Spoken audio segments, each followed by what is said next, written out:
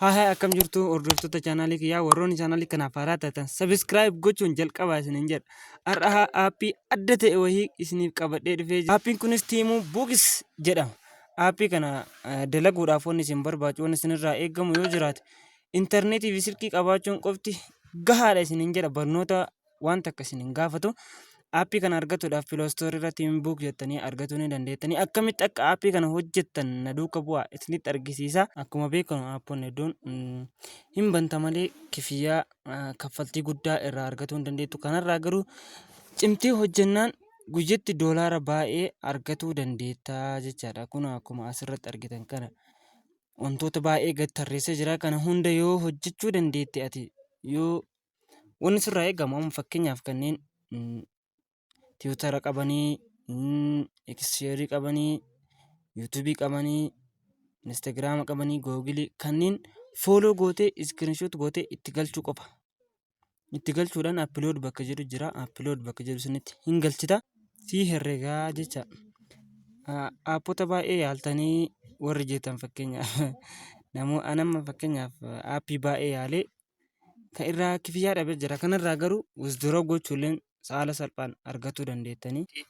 Akkamitti akka wisdiroo gootan gara fuulduraatti kan waliin ilaallu ta'a. Paartiitu jedha koomentii jalatti barreessaa isiniin jedha. Akkuma isinitti himuuf yaalatte aappii kana karaa hedduudhaan galii argachuu dandeettanii jecha. Karaa boonasiitiin, karaa geemii taphatuutiin, karaa taaskiitiin, karaa namaa sheer godhuutiin. Mee amma taaskii akka itti onni godhan isinitti argisiisu.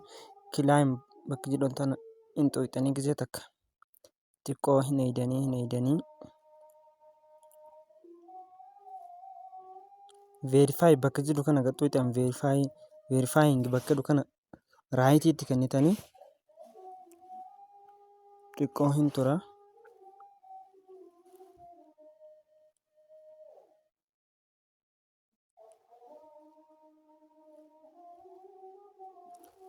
Amma veerifaayi ta'ee jira jecha. Veerifaayi bakka jedhuun xooyxanii of duuba deebitan.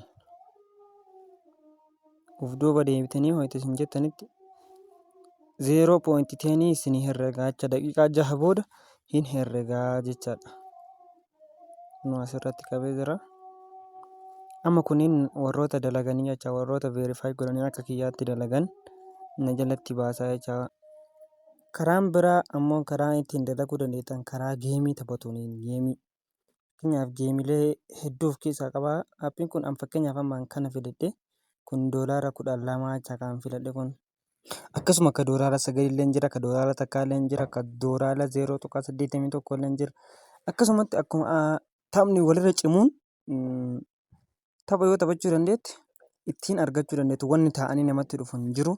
Taa'anii wanni argatan wahiitu hin jiru jechaadha. Geemii taphatteeti. Geemii kana taphattee aga leevilii inni si kennee fixxee doolaara ittiin argachuu hin dandeettaa jecha. Warroonni chaanala kanaaf haaraa taatan sabiskiraayib godhaa. Aappii kana pileestoorii seentanii buufachuu hin dandeettanii yookiin koomentii jala isinii kaa'a. Koomentii jala laalladha. Aappii kana eega buufattanii booda googilii keessanii wal qabsiistanii jecha. Googilii keessanii wal qabsiistanii wantoota inni isin gaafate hunda itti galchitanii wantoonni isin dhiba yoo jiraatan ammoo koomentii jalatti na gaafachuu hin dandeettanii jecha. Galatooma.